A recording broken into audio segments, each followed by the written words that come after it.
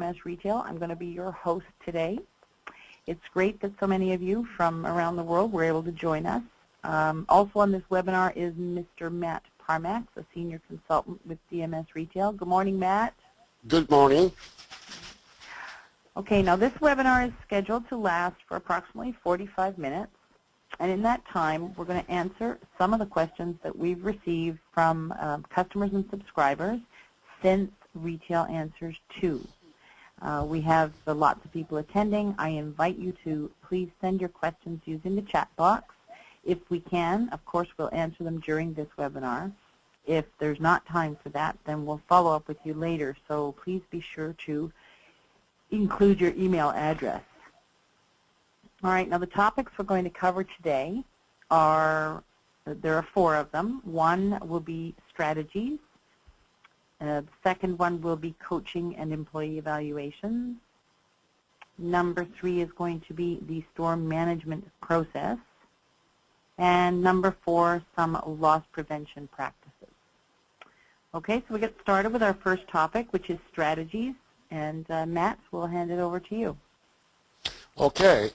Good morning, everyone. And I chose to look at the strategies because we're getting a lot of questions. Obviously, times are somewhat tough, and everybody wants to improve their sales.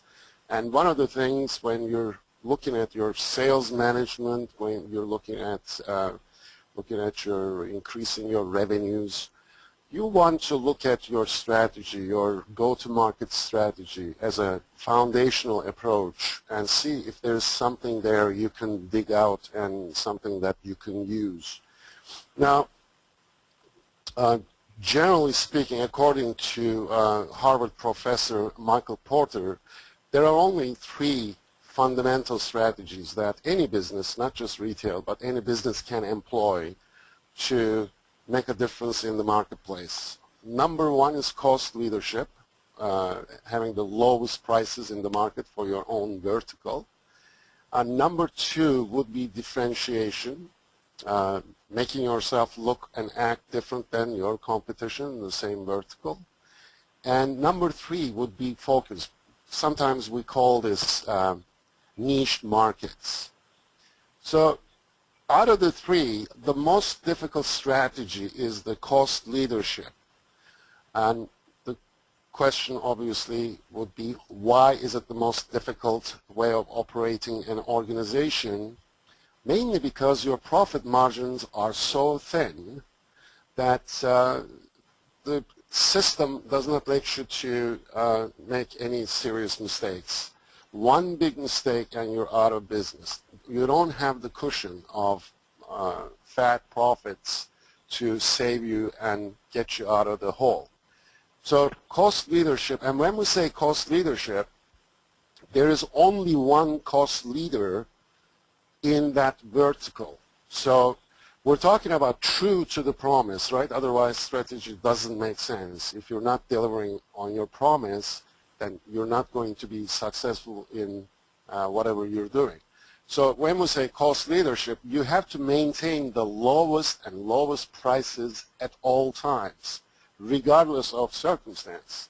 For example, you cannot have a couple of items lowest price and then a few other items not the lowest in the marketplace, because then you will lose your branding, you will lose your promise.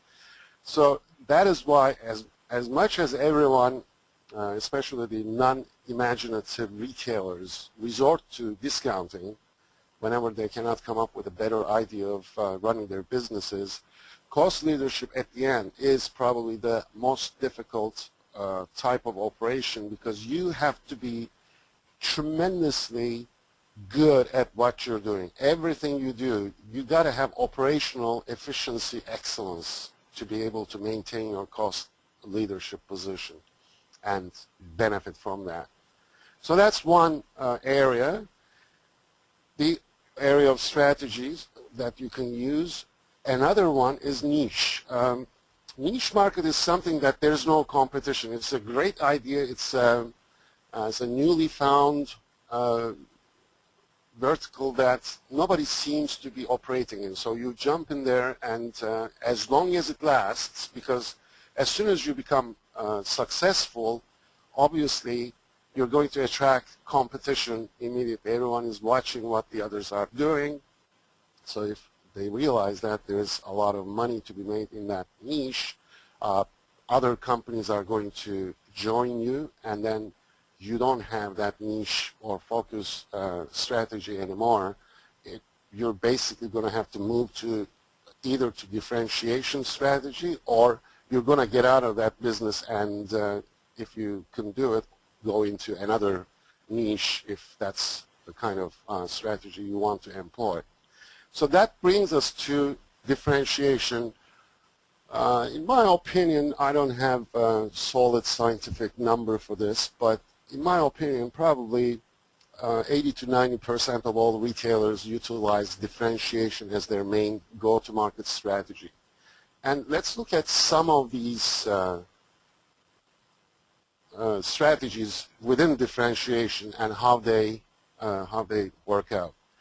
One area we can look at is most fashionable, and it's the hottest fashion we're talking about. And a couple of examples here.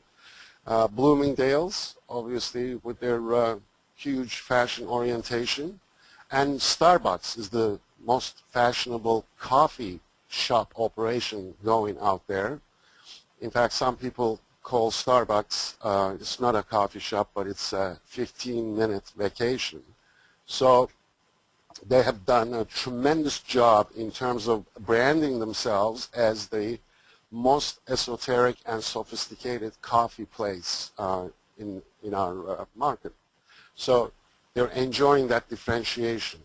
We'll see how long it's going to be, because since Starbucks took the market by storm, there are a number of new coffee offerings going on, and we're going to see how that battle plays out in the marketplace. The second differentiation strategy could be the largest selection. And Home Depot applied this very successfully, and as you know, before their downturn, they moved up to largest third largest retailer in the world, basically, in the U.S. market and as well as in the world. So right now they're going through some adjustment period, but I think they're coming back again. Most of their success was due to this largest selection concept. And I know this from myself. If I'm looking for an esoteric do-it-yourself item, I'm not going to waste any time going to some other hardware store where I may or I may not be able to find this piece. I know if it exists, it's going to be found at Home Depot. So even that means I have to drive 15 minutes longer to get to a Home Depot location. I'm going to do that because I don't want to waste my time going into different hardware stores and see if they have it. Similar example would go for Barnes & Noble. Obviously, on the internet, Amazon is definitely showing the advantages and the benefits of larger selection. And in fact, if you look at George Whalen's new book about the top 25 independent retailers in the U.S., you will see that a lot of them have the largest selection. They're almost like most of them one location operations, very successful independents, and almost overlying concept there is having the largest selection. So once you go there, you're going to find anything, everything within that retail vertical. So it sounds like the largest selection concept is working for a lot of companies. One issue with that, of course, it requires tremendous investment because if you look at the inventory turns, for example, when you're carrying hundreds of thousands of SKUs, you're going to have a lot of merchandise not turning enough. So There's always pros and cons, obviously. One con in this case would be large inventory investment, because to keep your promise to the public, keep your promise to your customers, you got to maintain that largest selection. You can't just, advertise yourself as the largest selection, then not deliver it when the customers come to your store. That will just be an immediate recipe for disaster. So let's look at another differentiation strategy, which would be quickest. Let's get it now. Let's get it done very quickly. And obviously, McDonald's has done a tremendous job in that area. In most cases, you walk into McDonald's and you have your meal ready in front of you within 10, 15 seconds tops. So they're very good at delivering the merchandise extremely quickly, and they also make it pretty easy for you. Same with Walgreens. They're very good as far as pharmacy operations are concerned. They're one of the most efficient in terms of delivering the service to you very quickly. Yet another differentiation strategy. Now we're talking about strategy within a strategy. Easiest. It's the place where customer feels it's easy to do business with these people. So one example would be Nordstrom, and Nordstrom achieved this easy to do business with status by empowering their frontline. So frontline at Nordstrom can make almost managerial level decisions, which make the customer's life so much easier, because there's no waiting for authorizations, there's no waiting for getting some kind of an information. The frontline is able to solve most, if not all, of the customer's issues. And a little bit looser, Honda were giving us service, because they're very good when you take your car back there and take it for service or whatever. They're very good in looking after your situation and issues as well. Cheapest. Now, within the differentiation, we're not talking about lowest price, absolutely, but differentiating yourself within your vertical in terms of what you're presenting, in terms of your inventory assortment. You're the cheapest within your vertical within reason. So when you go to Walmart, you will see lower prices. They're not necessarily lowest in the market.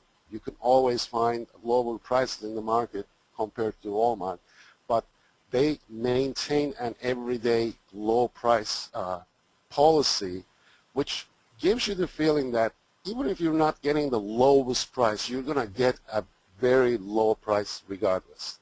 So remember, this is a strategy within the strategy. So what Walmart is doing, they're differentiating themselves from other supermarkets by maintaining within supermarket category or hypermarket category, having the lower prices. Same applies to Costco, and we all know they're shrewd operators, very good, very well run company, and they get their lowest prices through large volume transactions. And so these are some of the possibilities within the differentiation strategy that you can look at. So when you're thinking about increasing your sales, you have to look at what you've been doing so far in terms of go-to-market strategy, and you have to start focusing on where your strength is, and you have to get better and better at that strength, thereby differentiating yourself more clearly from your immediate competition. That is going to increase your sales, because your recognition in the marketplace is going to be much sharper, much clearer, and customers like that. Customers want to know exactly what you're trying to deliver to them and how you're delivering to them. Now, as we said, lowest price operation is a tough one because you don't have those, nice profit margins. And the largest inventory or the largest selection strategy is not really a very easy one for most of the retailers we're talking about. And hottest or the most fashionable is very difficult to, in my opinion, because it requires tremendous amount of investment into marketing as well as following up the fashion. As we know, it changes on a daily basis. So you need tremendous amount of resources if you're going to maintain yourself as the most fashionable operation within that vertical, whatever it may be. So that leaves us with two that you can put into effect almost immediately. One is the easiest, easy to do business with. So if you study your customer interfaces, if you look at what customer is facing when they come to the store, when they talk to your company, when your salespeople are approaching them and having a conversation, you can obviously you have to look at your policies. There may be some policies that are making customers' lives somewhat more difficult than it should be. So I'm looking at easiest service is a good differentiation strategy that you can tackle quite fast and get some early results relatively quickly. So another one is doing everything faster. That's something we can work on. It's not going to necessarily cost a ton of money. There's always room for improvement when we're talking about operational efficiencies. And we can, I think, speed up our delivery of the product, service, and all sorts of other promises that we're making to the customer. And these two differentiation strategies, I think, are somewhat easier to work on. They do not involve huge investments or huge resources. Now, as we know, customer satisfaction or customer being delighted, all about expectations, what the customer is expecting from us. And the key, obviously, is to exceed expectations. What we say, if we meet the expectations, customer is satisfied. But if we exceed the expectations, customer is delighted. And we certainly want the customers to be delighted. So see where you can exceed the customer expectations. That has to start with, first of all, knowing what the customer expectations are. And maybe that requires a conversation with your regular customers and finding out exactly how they're feeling and what they're expecting. The other thing is coming up with ideas that doesn't necessarily cost a lot of money, but you can do that the other stores seem to be not doing well or not doing at all. And that would be, again, that would require knowledge about your market, about your competition, but not very difficult to get that information. And it requires a little bit of imagination to come up with additional benefits for the customers that the competition may not be doing. And as we always say, give more for less. Come up with some value-add offerings. This could be bundled merchandise, different ways of putting merchandise together, or generating more benefit for customer, like free parking, this and that. It's all about doing a little bit more for the customer than they're expecting. So what I'm going to do, I'm going to transfer the presentation to Diane, but we're going to continue when I come back on. We're going to continue with the sales increase issues and sales management issues in general, and we're going to talk about store management process. But right now, I'm going to hand it over to Diane, and we can take it from there. So I'm going to transfer the presentation to Diane.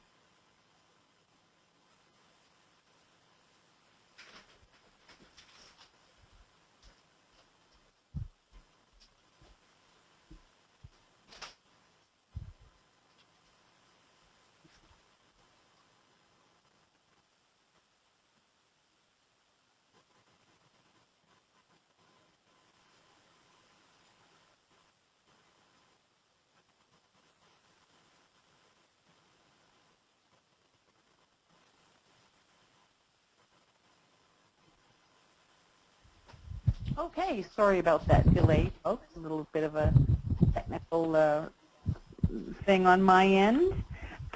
Okay, next we had a question about employee performance at store level. And actually the question was this: how can I coach and evaluate my associates every day when there are so many other things to do? Okay, well, first of all, every day coaching and evaluations are not an absolute. They're not necessarily expected. Coaching is not necessarily a planned or scheduled activity in any case. It's usually based on observation and need, and if you observe an associate doing something that is contrary to what they should be doing, or if you see that they need a little advice regarding their approach to customers, then yes, you should do some quick coaching, but that only requires a few minutes of your time. Quick coaching is just that. It happens very, very quickly. It's not intended to be a long, drawn-out conversation. You simply offer your advice or direction and ask the employee to do it differently next time. Or offer praise if that is what it's called for. Coaching is not all about correcting. Sometimes it's used for motivation or to reinforce a positive behavior. Now, just getting back quickly to the question when it said, how can I coach and evaluate every day when there's so much more to do? We do have to remember that coaching and evaluating our staff is certainly one of those high priority items because without them doing things properly, we'd be in a bit of a fix. But anyway, the employee may want to have a longer conversation, but really that should be saved for another time. Keep the quick coaching sessions to 1 or 2 minutes at the most. Longer coaching sessions can be combined with performance evaluations. Now, here's a big topic. Many retailers have a standard practice of evaluating employee performance annually. I think this is done because perhaps they're very large and it is a big, big process, and it is sometimes wrapped into annual reviews where raises in pay may or may not be involved. Unfortunately, annual reviews are very unproductive. It's an unproductive practice, and it really doesn't do anyone a whole lot of good. If you consider the annual employee evaluation, first of all, the manager must take time to gather key performance information, key performance indicator data, and behavioral data for the entire year. If documentation isn't accurate or isn't up to date, there's very little hope of completing a meaningful evaluation. Often managers can only evaluate based on what is in their recent memory, and that is somewhat unfair to employees. Also, if the employee didn't perform well for 11 months and has shown some improvement in the past 1 month, the manager who can only do the evaluation based on recent memory will do an evaluation which may not serve the company well at all. Often the manager will solicit feedback from other supervisory personnel that have worked with the employee, and again, if records are not accurate and up to date, well, the feedback may not be what it should be. Also, as a year is a really long time, some relationships may have been built that may mean objectivity takes a back seat. Another very significant problem with annual performance evaluations is that many companies use them as a basis for a wage increase, or not. But what often happens is the manager is forced to rate an employee very high in order to qualify them for a wage increase. The problem with this is that employees aren't necessarily being rated properly, and that sets the employee, the manager, and the company up for future problems. Now, I know a lot of conventional wisdom is you don't ever make an evaluation, anything to do with a raise. However, it's happening, it happens a lot, and it really shouldn't be. And then there's the time involved. You know, after the manager has all the data and the feedback, they have to complete forms and schedule time to speak with each employee. Depending on the number of employees you have, it can take a significant amount of time. Many retailers allow only 30 minutes to sit with the employee, and any additional time would not be covered by the wage budget. Well, perhaps 30 minutes would be enough, but what if it wasn't? With some employees, it probably would be, but may not be with others. So for so many reasons, at DMS Retail, we strongly advise against using only the annual employee evaluation. Of course, the annual evaluation is very important, but has to be used in tandem with a lot of other things. The employee has to have been evaluated throughout the year. So here's the most productive way to evaluate employees. First of all, you've got to keep details of every employee's KPIs in a convenient place and discuss them with the employee for about 3 or 4 minutes each week, maybe less, depending on what their results are. Then once a month and once a quarter, you make notes about the performance over that period. Again, spend a few minutes speaking with the employee. A good estimate of time spent would be about 10 minutes for the monthly review and maybe 20 on the quarterly. These are approximate, of course. It'll vary from employee to employee depending on what's going on.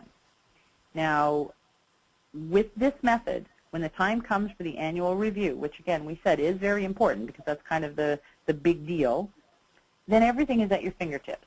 The employee already knows where they stand and what you think of their performance and whether they're in line for promotion or not. And no one has to rely on memory or worry about favoritism. Everything is right there in black and white. And the employee has been spoken with. This means the employee doesn't get any surprises.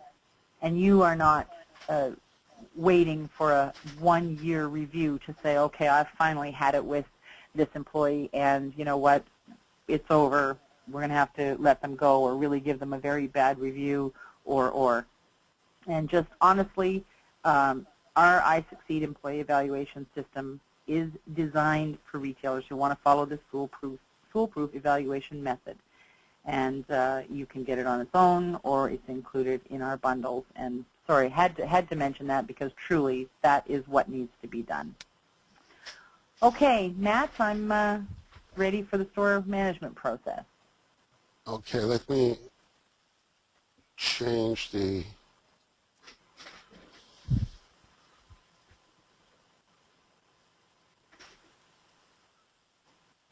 okay. Hi everyone again. Now we're going to talk about, we're kind of continuing with the general direction about how to increase sales. Now, one of the things you have to remember, sales is at the bottom of the funnel. You do a lot of things right, and as you do them right, you throw it in the funnel, and then at the bottom of the funnel, your sales numbers will come out. So it's not just sales skills, it's not just one thing, it's not just another thing, it's just combination of number of things being done correctly at the store level. So we at DMS Retail, we created this store management process, which is a trademarked process that we came up with, and we're looking at the sales management at the store level concept. Well, after all, of course, store level is everything, right? That's where it happens. It doesn't happen at the head office. It happens right on that store floor. That's where customer comes. That's where the transaction takes place. So that is where we're going to focus like a laser right to the store floor. So what is the store manager supposed to do? Store manager, first of all, is going to hire a successful salesperson.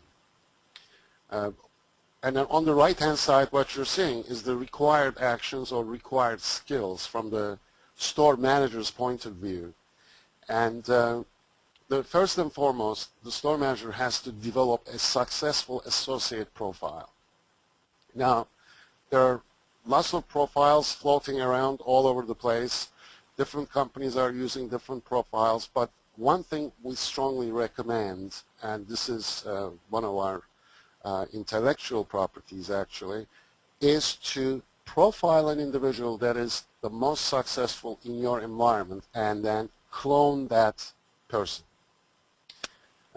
That is going to get you the right people, because we have seen in our experience, we hired a very successful person from another retailer, and when we bring that individual to our midst, didn't perform as much as we expected, because our structure was different, our company values were different, our modus operandi, if you will, was different. So this individual who shone at another retailer was okay in our environment. And it's not necessarily his fault. Certain people respond differently to environmental factors in an organization, like company values, how we do things around here, and what is important to us, etc., etc.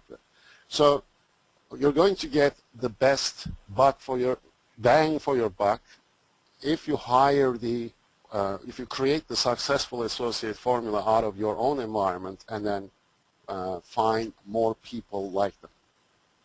And to be able to do that, you need some interview skills. I'm talking about you as a store manager. Store manager needs interview skills. So we strongly recommend that all the store managers go through some kind of a formal interview skills training, because a lot of people don't know what kind of questions to ask. Even if you supply the questions to store managers, they may not be able to listen to the answers properly and figuring out if this individual is the right person based on the profile that we're working with or not. So that's an important skill to develop at the store manager level. Once we hire the individual, what are we going to do? We're going to train the individual. Now, orientation or onboarding goes without saying, and unfortunately, in most of retail organizations, that's where training stops. The rest is left to the people, to the candidate or the new hire themselves to learn the other stuff. What we recommend here is 4 formal training put in place. One is sales skills, the other one is customer service skills, product and service knowledge, and finally process and procedure, which is all about company values, processes, procedures, POS, etc. Whatever is required in terms of internal processes. So assuming that we've done a very good job at this level, see, these are all parts and parcel of making sales happen or keep increasing the sales. If we do all these things right, and even better than right, we're going to see the increases in sales. Okay, coming back, we've trained the individual right. Now what we need to do is to set some targets. We have to keep every individual personally and individually accountable and responsible for their performance. If we don't have that, things are not going to mesh very well as far as the sales performance is concerned. We know that when there is some kind of performance management in place, which is obviously setting targets, just one of them, one of the parts of it, companies see 50 to 70% increase in terms of productivity, and in our case, productivity is all about making the sales happen. So we're going to have targets for sales, for customer service. We may have other expectations, and all of that is the beginning of developing a performance culture in our environment and in this individual that we just hired. So they understand what the expectations are. They understand what they're supposed to do because we train them well, and now they're ready to, if you will, get in the battle and make things happen. Now, one of the things that you can move into if you want to get a little bit more sophisticated, you can create a balanced scorecard for this individual so that it's not one technique of managing performance is called balanced scorecards. I'm sure some of you or all of you heard of it. And we talk about this in our retail math seminars, books, and webinars, etc. And it's a powerful measurement technique because it combines all of these targets that we set up within key performance indicators, and then you can come up with one number which would be indicating to you how this individual is performing. So it can become a very powerful performance measurement tool. So that's about the metrics and KPIs combined in a balanced scorecard measurement technique. Then what we need to do, we need to motivate this individual. Now, motivation is obviously internal. There are certain things the individual has to do, has to keep themselves motivated, and there's the external part of the motivation which where the responsibility belongs to the company and the store manager, and one of which is applying the right leadership skills, obviously. And I'm not going to get into the details of situational and performance leadership here, but what we're saying, if we have the right leaders at the store level, motivating the individuals are going to be a lot easier. And another thing is eliminating obstacles to success. What are we talking about when we say eliminating obstacles to success? One thing I would look at immediately when I'm in that mode, I'm in the mode of eliminating obstacles, is company policies and procedures. If there should be any changes to be made, because some of the company policies and procedures were probably written years ago and nobody has changed them, and they're out of date and they're causing some problems in terms of salesperson doing their job effectively and without some unnecessary difficulty. And we have seen lots of such policies and processes in place, unfortunately, because just the simple matter of head office or the upper management, whatever level of management needs to be involved, neglecting the analysis and constant filtering of company policies and procedures. The other thing we have to look at when it comes to motivation, we have to remember two great thinkers on motivation. One is Abraham Maslow, the other one is the Frederick Bergsberg, and their work is very important in terms of understanding human motivation, and this applies very much right at the store level. So that's another required action for the store managers to read a little bit. I mean, we're not looking at doing a PhD on these issues, but reading a little bit about Abraham Maslow's hierarchy of needs and Frederick Bergsberg's hygiene effect. So that would give you some understanding of the issues and concepts in human motivation, which would be very useful for the store manager to exert proper motivational environment for their people. But the simplest thing in terms of motivation, obviously, is pat on the back. We would like to see the store managers being on the store floor as much as possible. And again, in terms of upper management, part of eliminating the obstacles is whatever is keeping the store managers in the back room should be eliminated somewhat. And store managers should not be spending any time Now, 100% on the floor would be ideal. We know that's not realistic, but anywhere from 80 to 90% on the floor would be ideal, because how we see store manager at DMS Retail is, first of all, this position is tremendously critical to the success of a retail organization.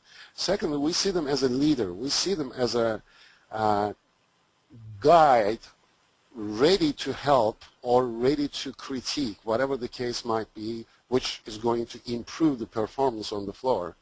And the store manager cannot do that if they're not on the floor, if they're not constantly listening and watching what their sales associates are doing. And then, of course, if they're doing the right stuff, there should be immediate pat on the back. Great job, John. Great job, Wendy, whatever the case might be. And if they hear or see something that is not right, they should be able to pull the individual to the back room immediately, no time wasted, and have a little corrective conversation right there and then, so that the individual changes the behavior and becomes much more successful. Now, part of the thing is doing all this stuff all the time is not very easy, and that is why we see performance dropping or performance deteriorating in certain places. And contrary to that, where the store managers are spending their time on the floor constantly coaching and helping and supporting their sales associates, we're seeing increases in sales numbers. Okay, and performance evaluation. I think we talked about performance evaluation already, so we can move to finally rewards and incentives. And again, we believe very much at DMS Retail in pay for performance. There has to be a consequence to good and bad performance, and it starts with money. Honestly, people are saying, oh, money is not that important. Money is extremely important, because if you go back to Maslow's hierarchy of needs, in general in retail, we're not talking about huge salaries where money becomes no longer important. We're talking about low-end salary or income level where a lot of our retail associates have not graduated to a higher level on that pyramid, so that money starts losing its importance. Money is still very important at retail store level. So we have to pay special attention to our compensation plan, and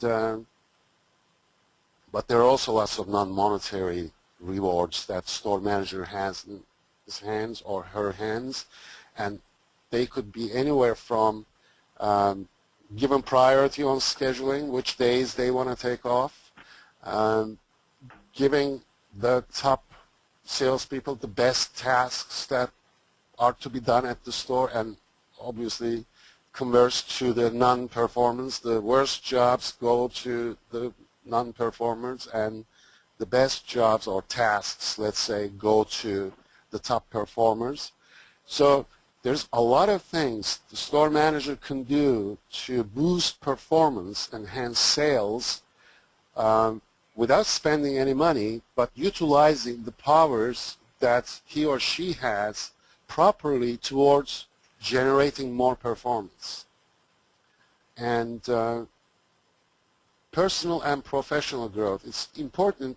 We talk about professional growth. Obviously, at the beginning, we talked about some formal training, but training never ends.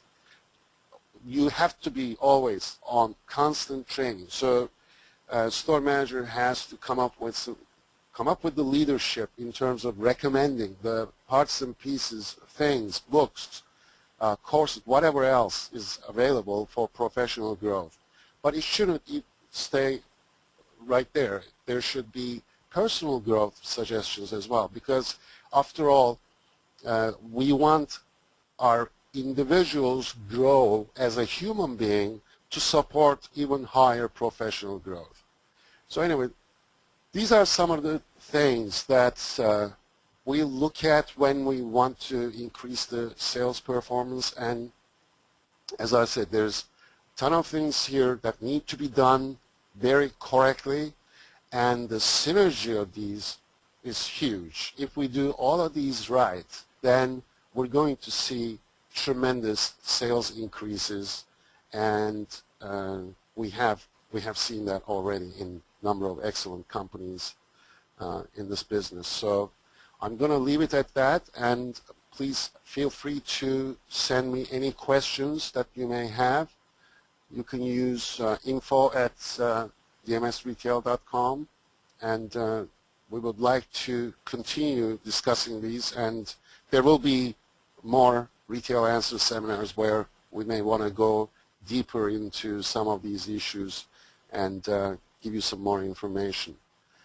Okay, on that note, I'm going to turn it over to Diane. It's going to be a 2-second delay here.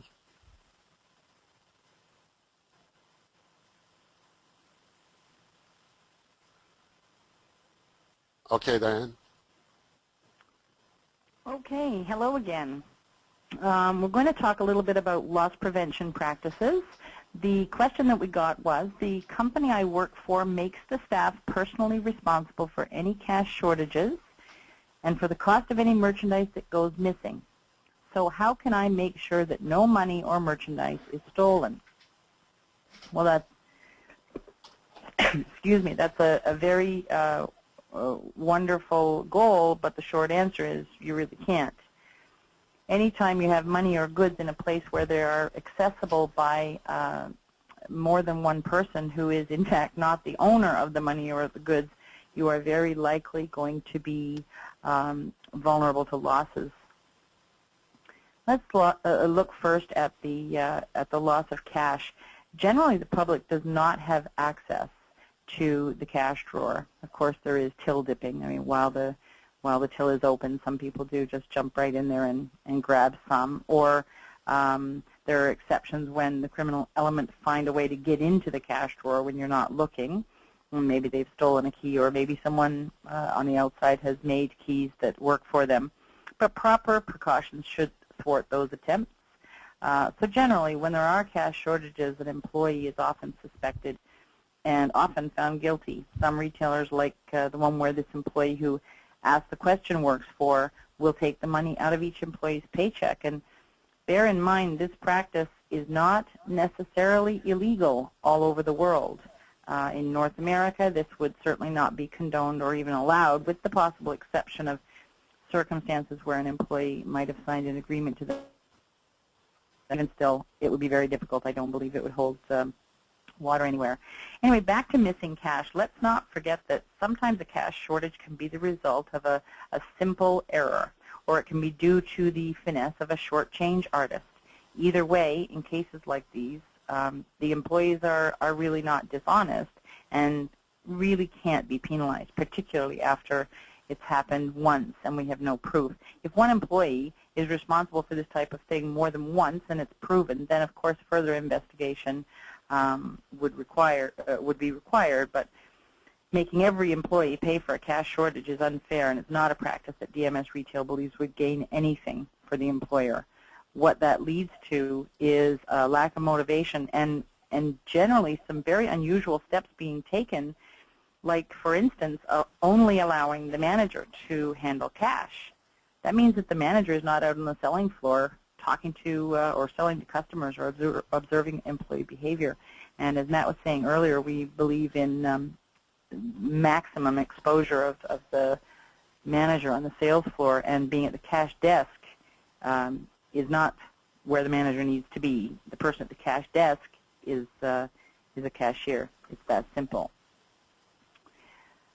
So, you know, do your very best to hire honest employees and train them well to reduce errors and to enable them to realize when they're being worked by a short change artist before it's too late. Put practices in place where one employee can't take money from the register for a refund or a bank run or petty cash without a second signature when humanly possible, and be diligent about following up every missing penny.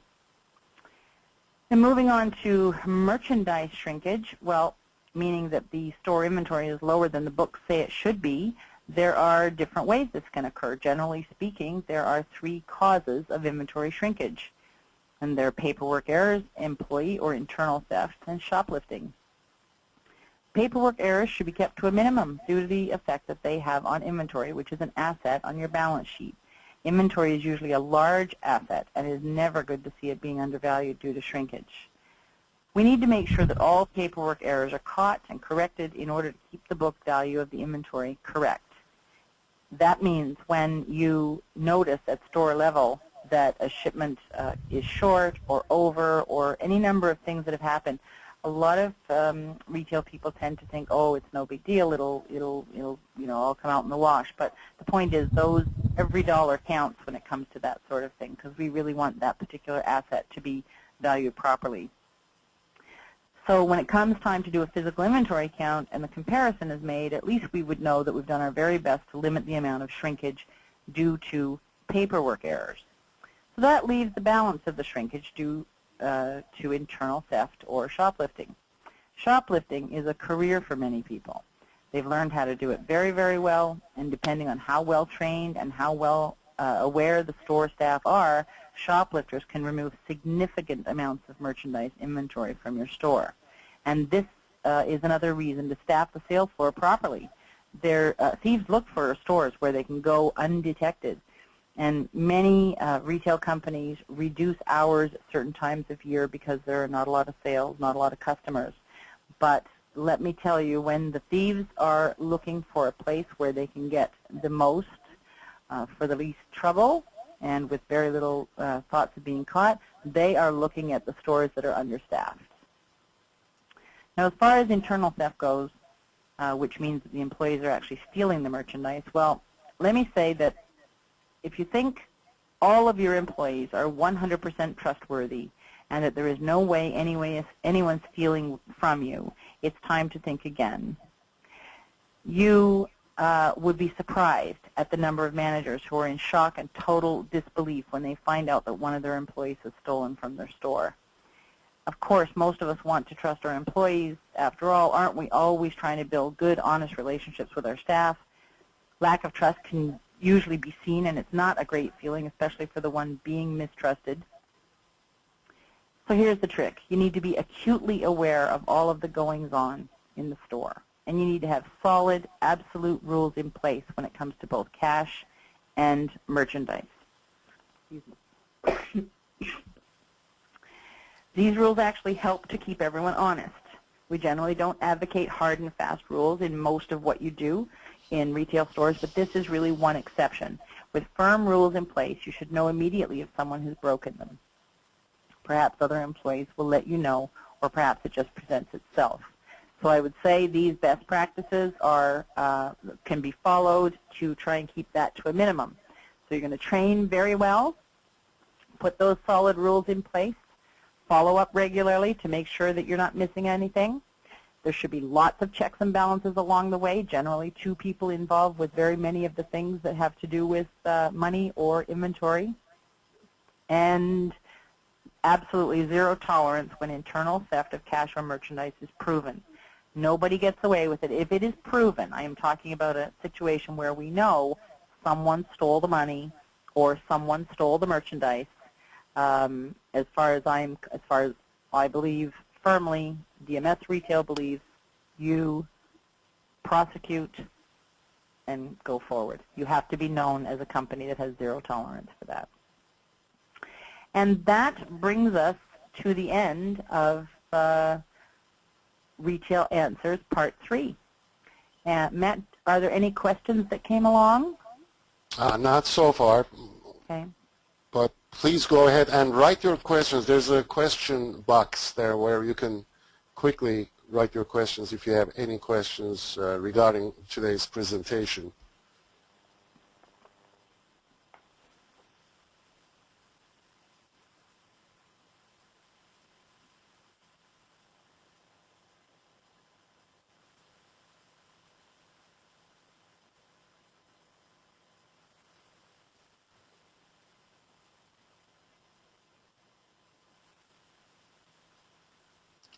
There's one question. Okay. It says how to stop